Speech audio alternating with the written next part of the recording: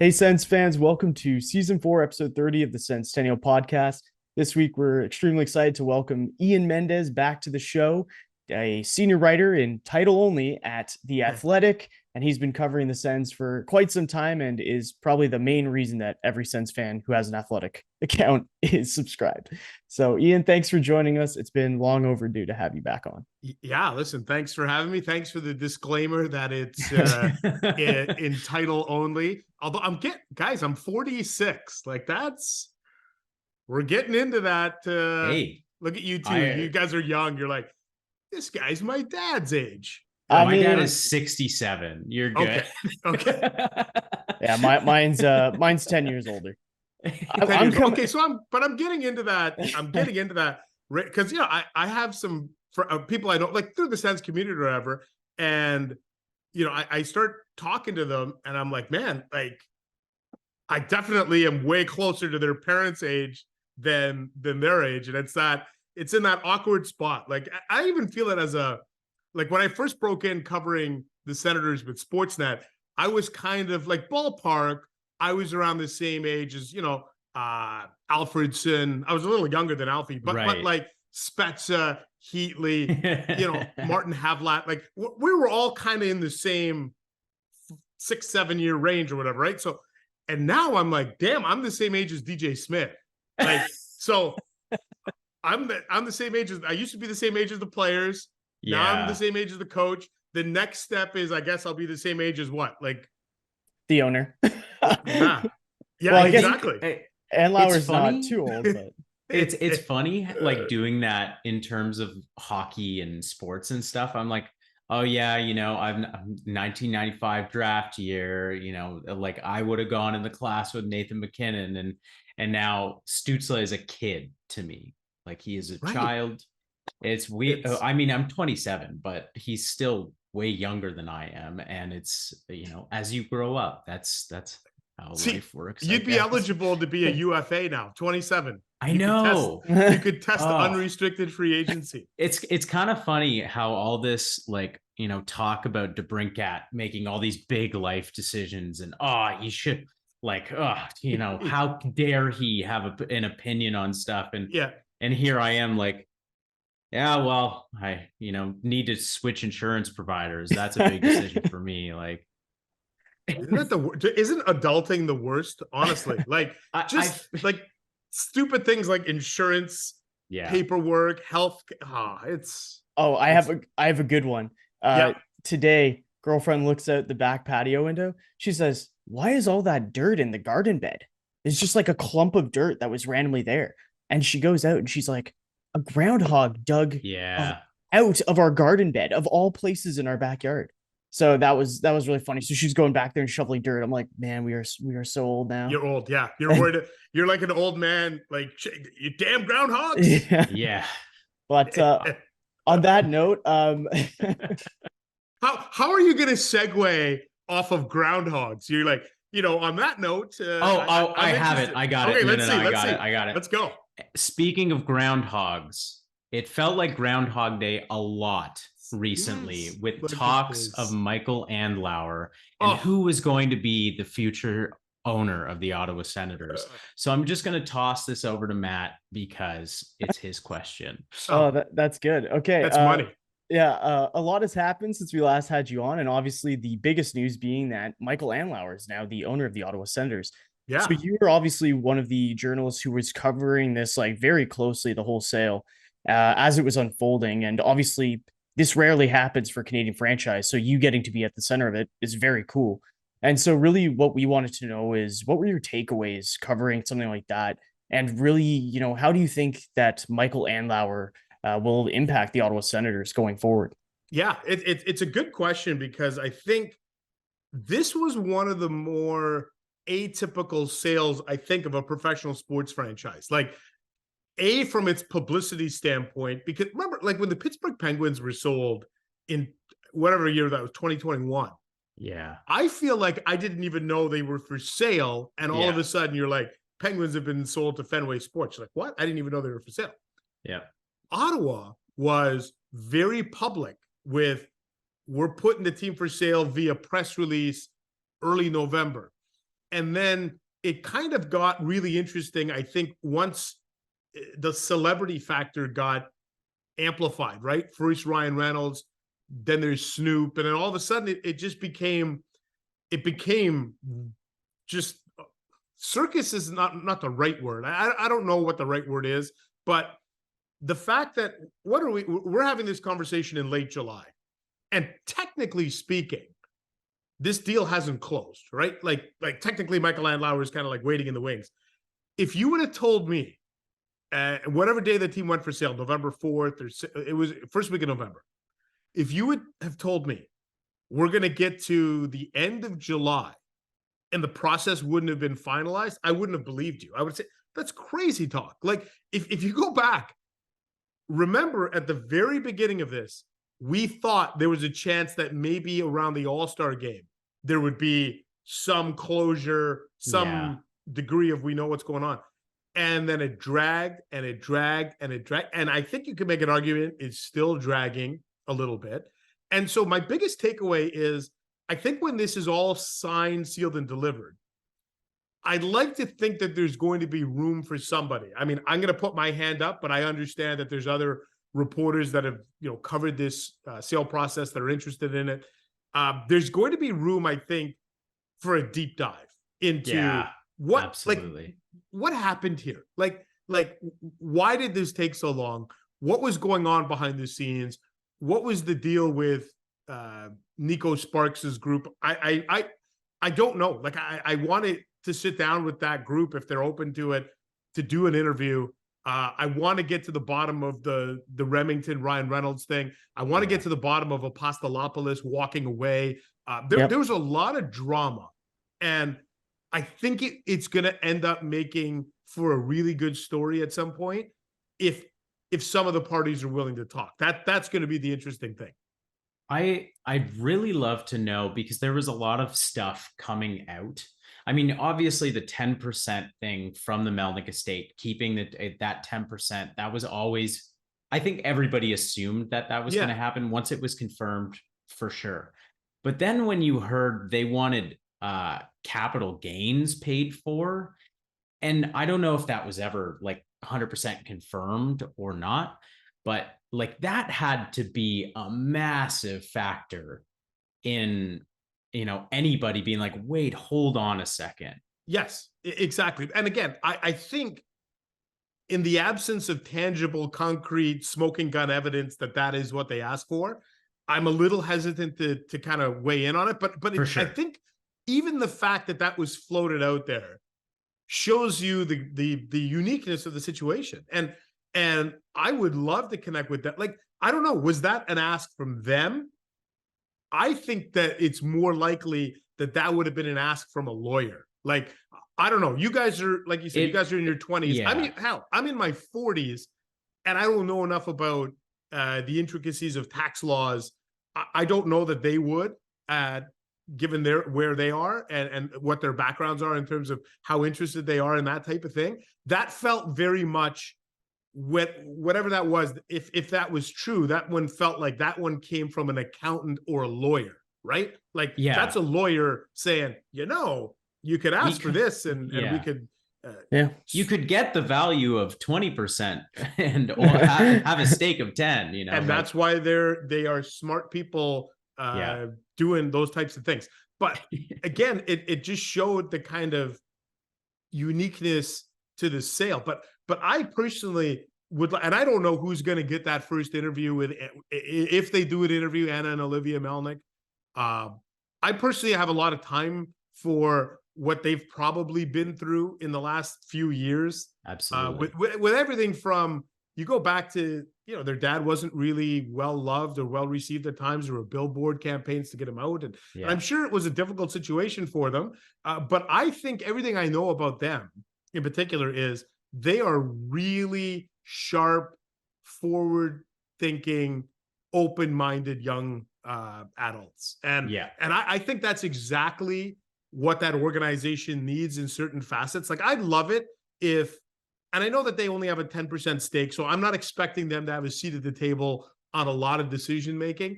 I would love it. And I think Anna, the younger daughter, is the one who's a lot more kind of into hockey.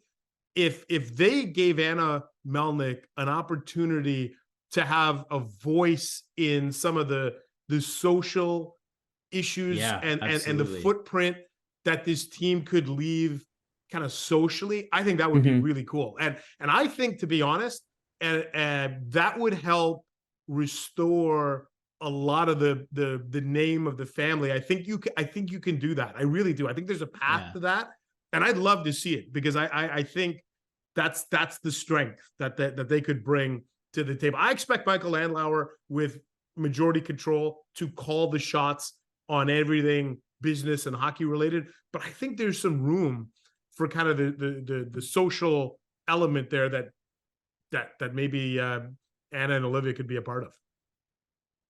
And honestly, like, I love that idea. I mean, I don't think there's any doubting the connection between, you know, his passing, them coming on, and then us bolstering a lot of like socially progressive things. Like, we had the biggest Pride night out of any team, but like, we went from 5,000, you know, custom shirts to an entire arena because it's so important. And I thought that was really cool.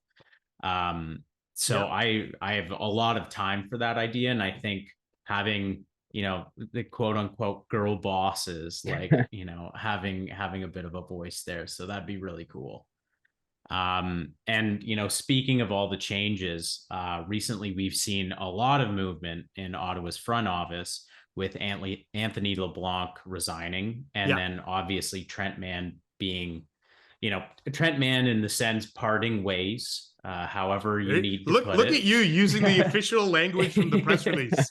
And so I guess my question is, what are your thoughts on their departures from the organization? And if you have any insight that you are allowed to divulge. Of course.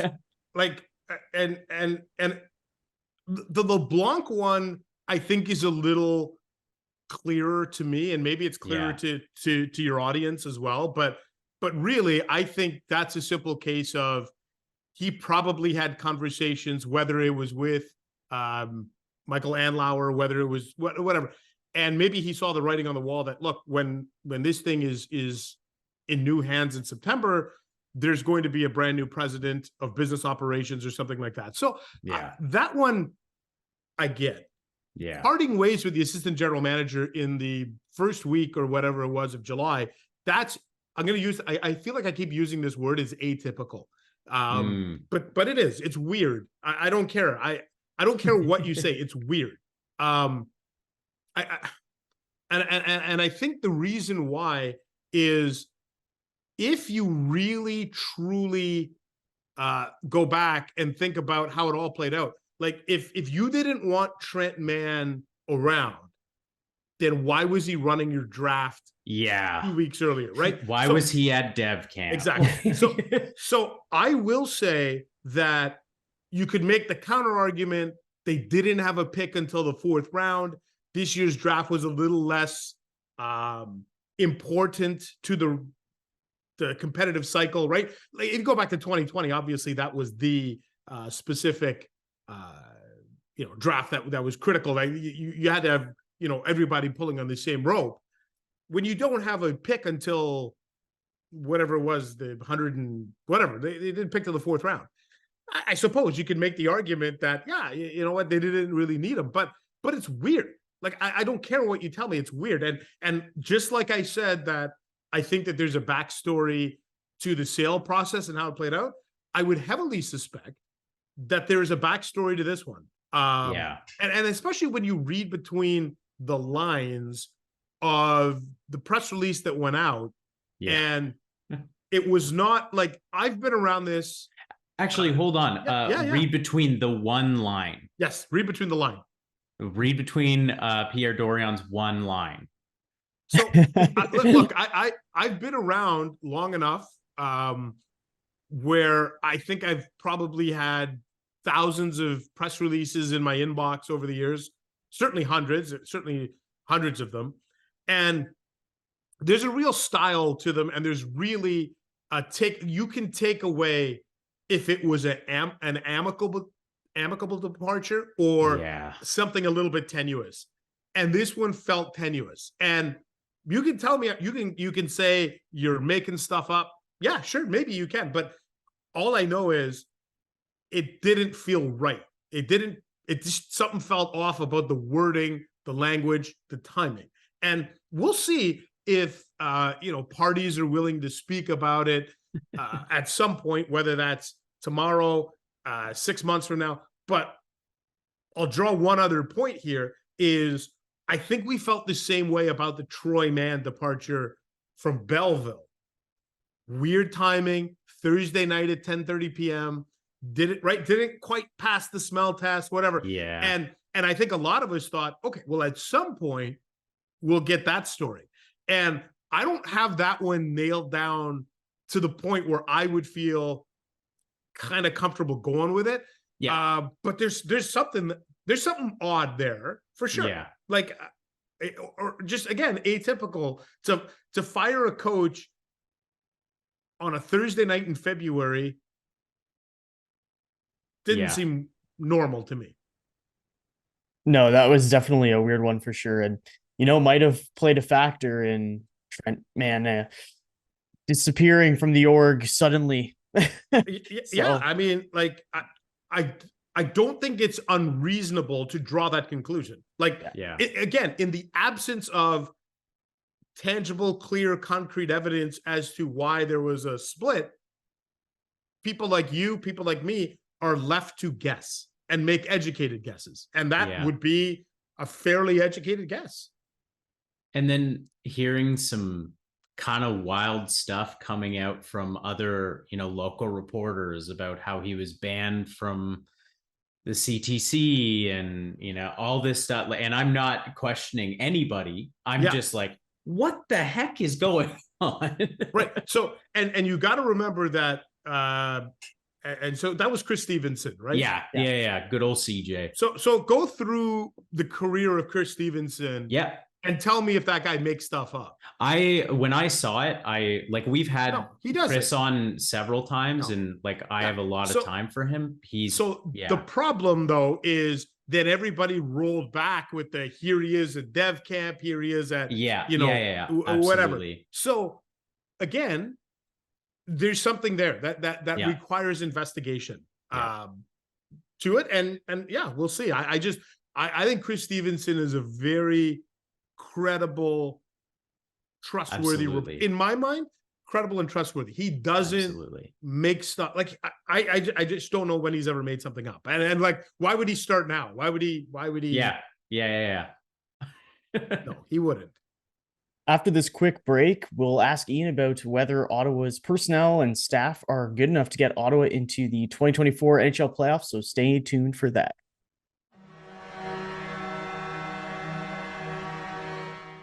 Hey, Sens fans, it's baseball season, and new customers who download the DraftKings Sportsbook app and use code THPN can bet just $5 and score $150 in bonus bets instantly. That's code THPN only at DraftKings Sportsbook. Gambling problem? Call 1-800-GAMBLER. Massachusetts, call 800-327-5050 or visit gamblinghelpline.ma.org. In New York, call 877-8-HOPE-NY or text HOPE-NY 467-369. In Kansas, call 1-800-522-4700 on behalf of Boot Hill Casino Resort, Kansas. In West Virginia, gambling problem? Call 1-800-GAMBLER or visit www.1800gambler.net. All games regulated by the West Virginia Lottery. Please play responsibly. In partnership with Hollywood Casino at Charlestown Races. In Connecticut, help is available for problem gambling. Call 888-789-7777 or visit ccpg.org. 21 plus in most eligible states, but age varies by jurisdiction. See DraftKings.com/sportsbook for details and state-specific responsible gambling resources. Bonus bets expire 7 days after issuance. 1 boost per eligible game. Opt-in required. Max bet $50. 10 plus leg required for 100% boost. Eligibility, wagering, and deposit restrictions apply. Terms at sportsbook.draftkings.com/baseball terms.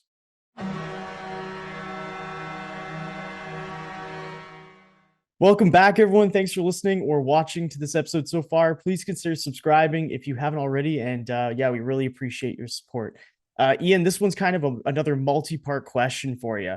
There's been a lot of criticism about the coaching staff, about management, and this is all kind of, I think, been culminating with the DeBrincat trade, and some people saying that it was awful and they never should trade for him in the first place, and arguments about due diligence and all that. Do you think that DJ Smith and Pierre Dorion are the right staff going forward if Ottawa is planning on making the 2024 playoffs? And on that same note, do you believe the roster, the way it currently sits, is positioned to actually make the playoffs, or is there something they need to add on paper to kind of prove to fans that it's a playoff capable team? Yeah, it's going to be the theme of your podcast, my writing, anything you see on television, print, radio, podcasting from now, which is kind of end of July, early August, past Labor Day into camp. Is this a playoff team? And more importantly, DJ Smith, Pierre Dorion, are they the right combo? I think we're going to get the answer certainly to the DJ Smith question.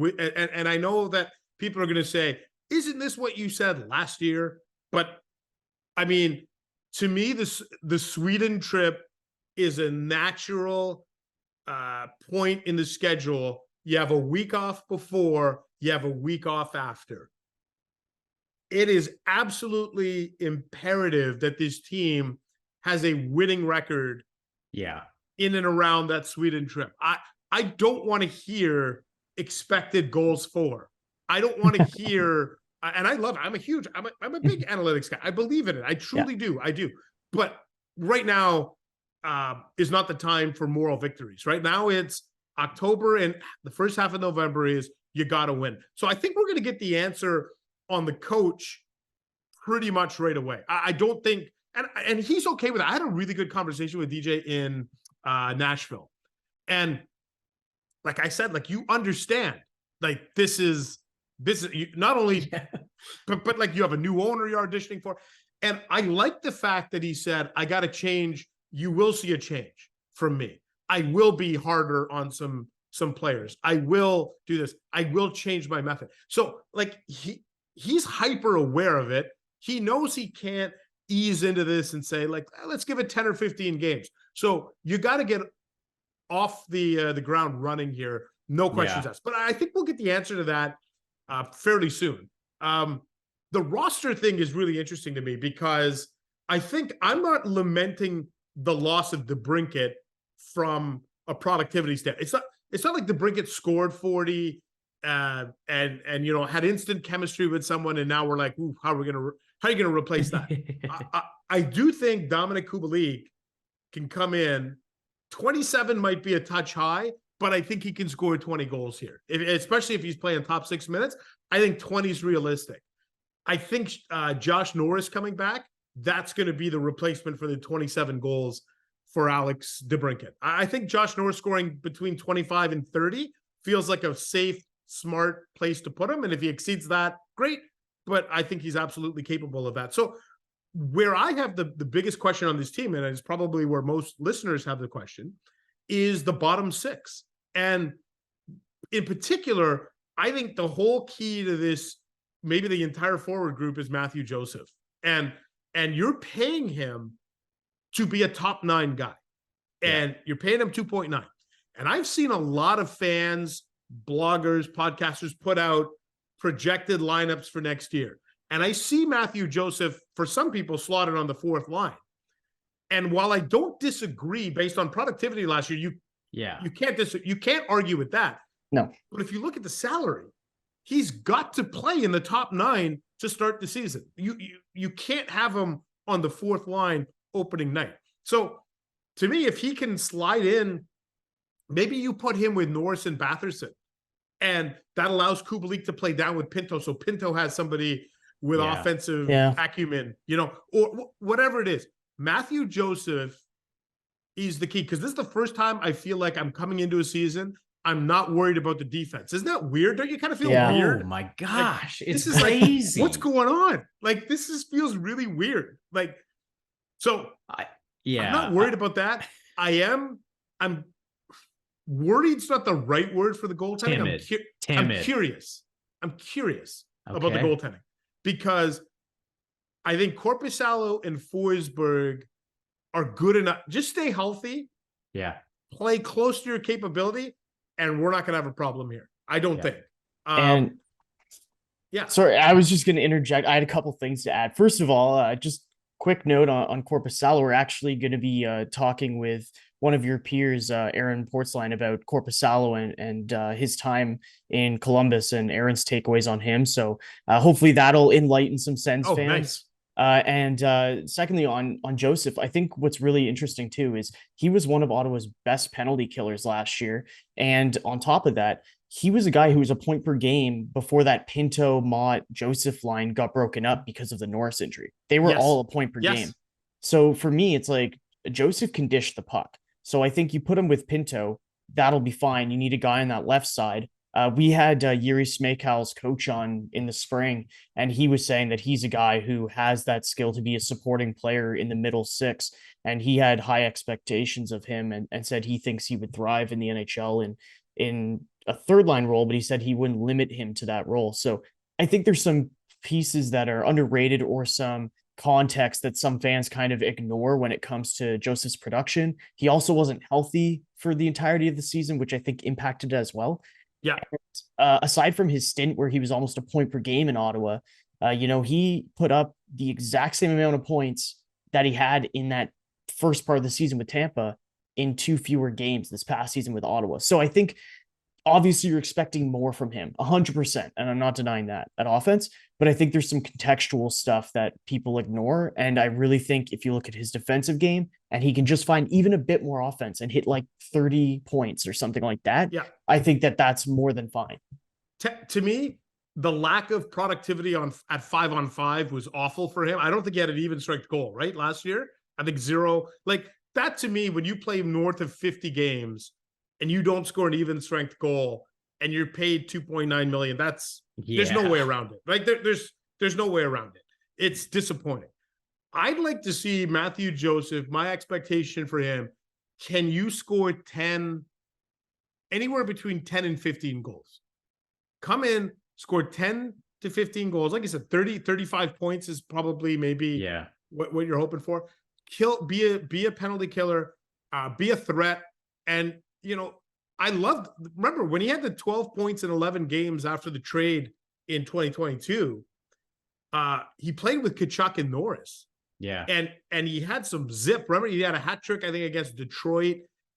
He just had a little bit of, he could stretch the ice a little bit. And you thought, okay, I wasn't expecting him to come in last year and be a top 6 forward and be like a 65-point guy. I wasn't expecting that, but I wasn't expecting 0 goals at even strength either. Yeah. The Matthew Joseph is somewhere in between. He's not the 12 points in 11 games, but he's also not 0 goals in 55. Give me something in between, which is 10 goals or 15 goals, whatever, over the course of 82 games. Kill some penalties, like you said, and that'll alleviate. Like, I'd rather, like, if you're asking me, would you rather sign a free agent? I mean, maybe if you can get like a Thomas Tatar or something, great. I'm in. I'm in. But if it's going to be too much, asking Matthew Joseph to play up to his potential isn't the worst option in the world. No. Yep. Now we know that you're short on time here, so I want to get a fun question out just before we. Listen. I got 5 more minutes. I got 5 more minutes. You got 5 minutes. I got 5 more minutes. Matt, do you think we have time? No, I think okay. I think the fun question is the best way to end it. All right, perfect. Okay, Ian. Due to everyone recently being, all focused on movies and with Barbie and Oppenheimer, lately, who's the one current Sens player who you would want to spend a night out at the movies with? Oh, a night out at the movie.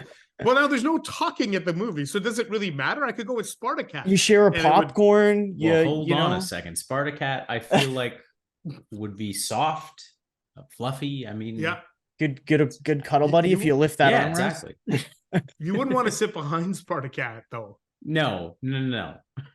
Okay, so going to the movies. But like, it's a night out, you get a dinner first, you chat, you get your tickets at the box office, you stand in line for popcorn, You get your ticket stubs. Matt was talking out this question to me, and I was like, oh, yeah, so you're asking Ian Mendes which senator he would do a movie date with. Yeah. And Matt was like, well, I mean, I don't know about that. See, same, you know, but different. Yeah. One soda, 2 straws. Is that? That's what you're doing? Yeah.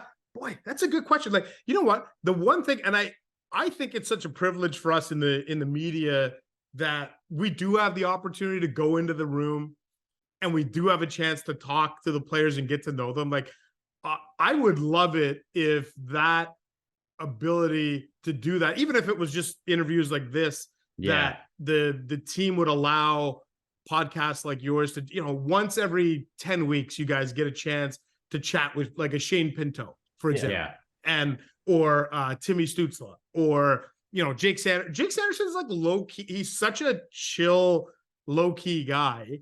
You know, but there's so many good kind of personalities in that room. I'd probably go Pinto, only because I don't know. I've really enjoyed spending a little bit of time with him.